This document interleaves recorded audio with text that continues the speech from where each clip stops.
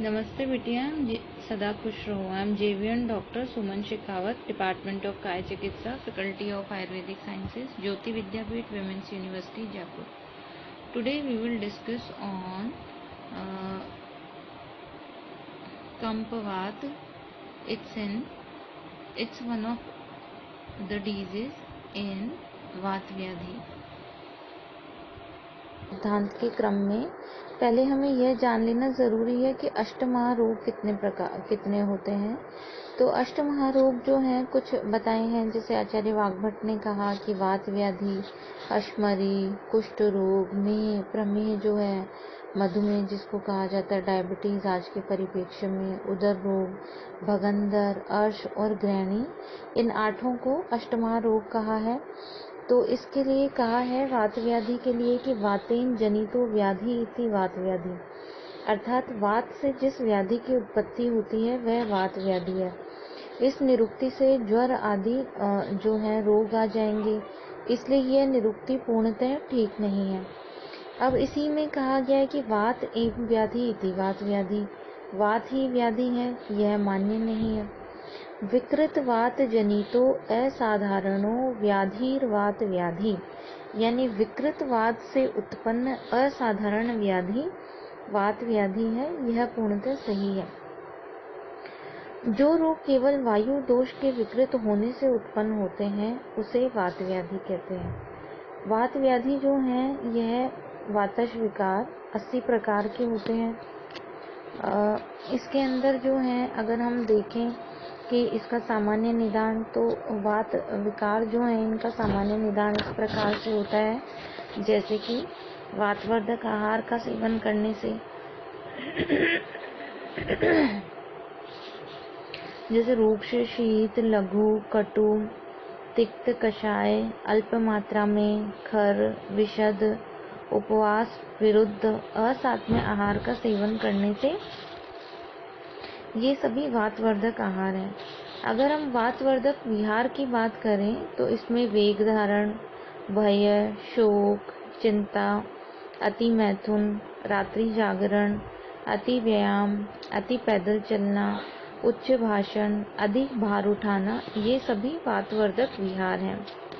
मार्गावरोध अर्थात वायु के मार्ग में अवरोध, धातु क्षय, रसादी धातुओं का क्षय, किसी रोग के कारण अतिकृश हो जाना, यह भी वात व्याधि की उत्पत्ति कर सकता है। दोष या धातु का आवरण, आम दोष के कारण पंचकर्म सम्यक प्रकार से ना होना। अगर हम संप्राप्ति की बात करें तो जो अभी हमने निदान डिस्कस किए, वो निदान का सेवन करने से वात का प्रकोप होता है। यह प्रकोपित वात व नाड़ियों की क्रिया सम्यक प्रकार से नहीं होती प्रकोपित वात के कारण, तो इसकी वजह से या तो वात के कर्मों की वृद्धि होती है या वात के कर्मों का ह्रास होता है। अगर वात के कर्मों की वृद्धि होगी तो आक्षेपक, कंपवात आदि रोग होंगे। अगर वात के कर्मों का ह्रास होगा तो पक्षाघात आदि रोग होंगे। वात जो है आयुर्वेद के अंदर 5 प्रकार की वायु बताई गई हैं: प्राण वायु, उदान वायु, समान वायु, व्यान वायु एवं अपान वायु। अगर हम प्राण वायु की बात करें तो प्राण वायु का स्थान होता है सिर। इसके अतिरिक्त हृदय, फुफ्फुस, कंठ आदि भी इसके स्थान हैं। इसकी विकृति में फुफ्फुस व हृदय के रोग होते हैं। अगर हम उदान वायु की बात करें तो इसका मुख्य स्थान होता है कंठ एवं फुफ्फुस। इसकी विकृति से श्वास संबंधी कंठ रोग होते हैं।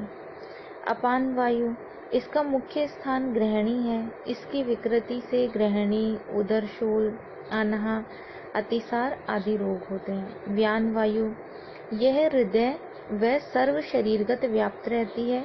इसकी विकृति से दुर्बलता, कृशता, मांसपेशी क्षय आदि रोग होते हैं। अपान वायु, इसका मुख्य स्थान नाभि के नीचे है। इसकी विकृति से मूत्रकृच, मूत्राघात, अश्मरी, अर्श, गर्भ की असम्यक प्रवृत्ति आदि रोग होते हैं। इसी प्रकार से जो है हम अगर वात व्याधि देखें तो वात व्याधि ऐसी व्याधि होती हैं जिनका कोई पूर्व रूप नहीं होता, अर्थात ये जो व्याधियां हैं इनका सीधा लक्षण प्रकट होता है। जैसे कुछ व्याधियाँ होती हैं पक्षाघात, तो सीधे लक्षण आते हैं उस पक्षाघात में। अगर किसी को पैरालिसिस होगा तो सीधे सिम्टम देखने को मिलेंगे। इसी प्रकार से किसी को अगर सियाटिक ग्रंथि जन्य पेन है तो सीधे लक्षण देखने को मिलेंगे। ऐसा नहीं है कि पहले पूर्व रूप आएगा और फिर लक्षणों की उत्पत्ति होगी। अगर हम जो है इसकी वात व्याधि की बात करें तो व्यक्त लक्षण ही इसका पूर्व रूप होता है। इसका पूर्व रूप जो है वो अव्यक्त है और व्यक्त लक्षण ही इसके रूप होते हैं। वात व्याधियों के अगर सामान्य लक्षण की बात करें तो संधियों में जकड़ाहट होना, अस्थि भग्न होना, संधि विच्युति, अपने स्थान से संधियों का हट जाना, अंगों का शोष हो जाना, लंगड़ापन, पंगुता, कुबड़ निकल आना, अनिद्रा होना, शुक्र का नाश होना, गर्भ का नाश होना, रज का क्षय होना, अंगों में सूनापन आना, अंगों में फड़कन होना, सिर में जकड़ाहट होना, गर्दन का टेढ़ा हो जाना या अंगों में सुई चुभने के समान वेदना का हो जाना। इस प्रकार से इसके लक्षण बताए गए हैं। अगर हम वात व्याधि के आवरण देखें कि किस प्रकार के जो है आवरण जन्य इसके अंदर दोषों की दृष्टि होती है, तो आवरण के कारण वात के जो है दोष धातु और मल के 22 आवरण बताए गए हैं और वात के परस्पर आवरण भी 20 बताए हैं, यानी वात का ही वात के द्वारा आवरण। इस प्रकार से जो है वात व्याधि की अगर हम देखें कि ये जो कंडीशंस हैं इनमें किस तरह के चिकित्सा उपक्रम का प्रयोग किया जाता है, तो वात व्याधि चिकित्सा के सिद्धांत व अगर चिकित्सा सूत्र देखें तो इसमें स्नेहन, स्वेदन, संशोधन, नस्य, धूमपान, रसायन प्रयोग, आवरण में उपचार, इनका प्रयोग करते हैं। जैसे वात व्याधि में अगर हम स्नेहन की बात करें तो स्तब्धता रहित वात विकार में घृत, तेल, वसा, मज्जा के बाह्य एवं आभ्यंतर प्रयोग से स्नेहन कराना चाहिए। स्नेहन में स्तब्धता रहित वात विकार में घृत, तेल, वसा और मज्जा के बाह्य व आभ्यंतर प्रयोग से स्नेहन कराना चाहिए। अगर हम स्वेदन की बात करें तो सम्यक स्नेहन के बाद स्वेदन कराना चाहिए। अगर हम स्वेदन के लाभ देखें तो जैसे अंग मृदु हो जाते हैं, दोष जो होते हैं वे शाखा से कोष्ठ में आने पर ही उन्हें आसानी से शरीर से बाहर निकाला जाता है। इसमें जो है स्नेहन स्वेदन के पश्चात विरेचन, आस्थापन, अनुवासन, बस्ती का प्रयोग करना चाहिए। बस्ती वात रोगों के लिए सर्वश्रेष्ठ उपचार है। वात का मुख्य स्थान पक्वाशय है और बस्ती द्रव्य जो है वहीं पर वात को नष्ट कर देते हैं। नस्य, धूमपान, रसायन प्रयोग, आवरण के अंदर उपचार, इस प्रकार से जो है वात व्याधि की चिकित्सा की जाती है। अभी ये वात व्याधि में ही हम गृद्धसी रोग के बारे में आज जानेंगे और भिन्न भिन्न प्रकार के जो है गृद्धसी, पक्षाघात, खंच पंगु, कोष्ठुक शीर्ष और बहुत सारे जो वात रोग हैं, रक्तगत वात, मांसगत वात, मेदोगत वात, विभिन्न वात व्याधियों के लक्षण जो है हम पढ़ेंगे। और पंगु को कोरिलेट करें तो जो है limping of one leg and limping of both leg, monoplegia and diplegia, we can correlate with monoplasia and diaplesia। अगर हम जो है इसके निदान और संप्राप्ति की बात करते हैं तो खंज और पंगु के लिए आया है जो है आयुर्वेदिक संहिताओं में कि कटी प्रदेश में स्थित जो वात दोष है यह प्रकोपित होकर कटी से गुल्फ तक एक पैर की कंडरा को चलते समय कंपाता है, मतलब उसमें कंपन होता है तथा चलने में असमर्थ बना देती है, उसे खंज रोग कहते हैं। ठीक है। और इसी क्रम में वात दोष के द्वारा यदि कटी प्रदेश से गुल्फ तक के दोनों पैरों में चलने की क्रिया नष्ट हो जाए तो उसे पंगु रोग कहा जाता है। वात के द्वारा यदि कटी प्रदेश से गुल्फ तक के दोनों पैरों में चलने की क्रिया नष्ट हो जाती है तो उसे पंगु रोग कहा जाता है। आधुनिक चिकित्सा विज्ञान के मत से खंच और पंगु का कारण सेरेब्रल कॉर्टेक्स की विकृति है, अर्थात पैर की गति प्रदान करने वाली वात नाड़ियाँ नर्व्स में आघात या संक्रमण के कारण जो है यह रोग की उत्पत्ति होती है। अगर जो है जिस आचार्य सुश्रुत ने निदान स्थान जो है इसके अंदर मेंशन किया है, वायु कट्याम स्थित है, शक्तने है, कंडराम आक्षिपेध्यता खंजस्तथा भवेत् तज्जंतु पंगु सक्तन्यो वायुर्योर्वधात है। अर्थात जो है जो कटी प्रदेश में स्थित वायु है वो गुल्फ एवं पैर की कंडरा को, ठीक है, आक्षी पेद्यता आक्षेप यानी चलाते समय कंपाती है, ठीक है, और वहाँ पे चलने में असमर्थता ला देती है। यह जो कंडीशन होती है इसे क्या कहते हैं, खंज। और इसी क्रम में इन्होंने कहा है कि यदि जो है उभयोर, ठीक है, सक्तन्योर उभयोर अवघात है, यानी कि एक के अर्थात एक पैर में लाता है तो इसे खंज कहते हैं, और उभय अर्थात दोनों पैरों के अंदर यह प्रॉब्लम होती है तो यह कंडीशन जो होती है इसे पंगु कहा जाता है। इसी प्रकार जो है आचार्य भाव प्रकाश ने कहा है कि उपाच रीत है अभिनवम खंजम पंगु मथापि च है विरेक आस्थापन श्वेद गुगुलु स्नेह बस्ती भी, ठीक है।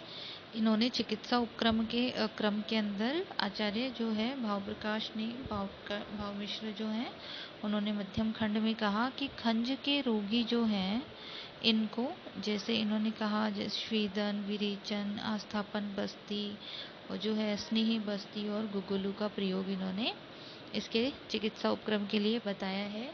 अगर हम खंज और पंगु के सामान्य जो है लक्षणों की बात करें तो इसमें कहा है कि खंज का रोगी जो है एक पैर से चलने में असमर्थ होता है, loss of movement of one leg, and पंगु का रोगी जो होता है वो दोनों पैर से क्रियाहीन हो जाता है, इसमें loss of movement of both leg, ठीक है। अगर यहाँ पे जो है चिकित्सा सिद्धांत की बात करें एवं निदानों की बात करें तो वात व्याधि चिकित्सा उपक्रम के अंदर जो वात के निदान बताए गए हैं, जैसे कि जो है रुक्ष आहार का सेवन, अल्प आहार का सेवन, या फिर असात्म्य आहार का सेवन, या विषमासन, नियम विरुद्ध आहार का सेवन, या अध्यसन करना, कटु तिक्त कषाय रस का जो है अधिक प्रयोग करना, या विषमासन, अधिक वेग धारण, शोक, चिंता, काम, क्रोध, भय, ये सब चीज़ें तो हैं ही। इसके अलावा जैसे एक होता है आजकल के परिप्रेक्ष्य में, जैसे इंजरी हो जाए, tractor, scooter, motorcycle, accidental injury, trauma जो है वो इसके लिए एक रिस्पॉन्सिबल कारण होता है, जिसकी वजह से जो है वन लेग में या फिर बोथ लेग के अंदर लिम्पिक देखने को मिलती है, मोनोप्लेजिया और डायप्लेजिया वाली जो कंडीशन है। इसके अलावा जैसे अधिक मात्रा में जो है रक्त धातु का क्षय हो जाए किसी के ड्यू टू इंजरीज, और मर्म स्थानों पे आघात हो, पुरुष के क्षय होने की वजह से, वर्षा ऋतु में स्वाभाविक रूप से वात प्रकोप से, इस प्रकार जो है ये सभी कारण बताए गए हैं जिनकी वजह से खंज और पंगु की उत्पत्ति होती है। अगर यहाँ पे हम चिकित्सा उपक्रम की बात करें तो यहाँ स्नेहन बताया गया है सर्वप्रथम जो है, और यहाँ पे स्वेदन का प्रयोग बताया है खंज और पंगु के अंदर, क्योंकि जो है एक तरीके से चलने में असमर्थता आती है, पेशेंट को लॉस ऑफ मूवमेंट होता है, तो सर्वप्रथम जो है यहाँ पे स्वेदन चिकित्सा बताई है पेशेंट को। विरेचन, आस्थापन, स्नेही बस्ती एवं गुग्गलू का प्रयोग जो है चिकित्सार्थ बताया गया है।